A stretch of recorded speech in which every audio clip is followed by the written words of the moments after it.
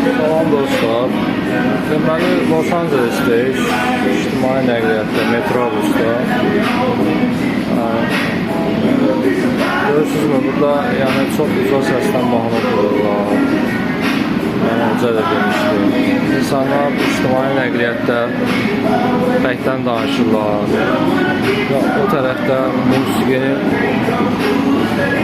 tam səs verirlər, orada qulaq asırlar. Heç kim də onlara heç nə demir. Onlar da diskomfort yaşamır. Yəni burada bu normal bir şeydir. Yəni bizim anlayışımızda olan ictimai nəqliyyatda səs eləməzlər, uzadan danışmazlar. Bir-birinə kimsə danışanda bizdə biraz ayıb sayılır. İnsan biraz komplekslə yaşayır ki, başqası eşidir. Amma burada onun heç bir şey yoxdur. Bu Amerikanın bir növ özəlliyi də budur. Burada fərqli yanaşmalardır. Oldu dostlar, bu qədər qısaca olaraq bunu demək istəyirdim.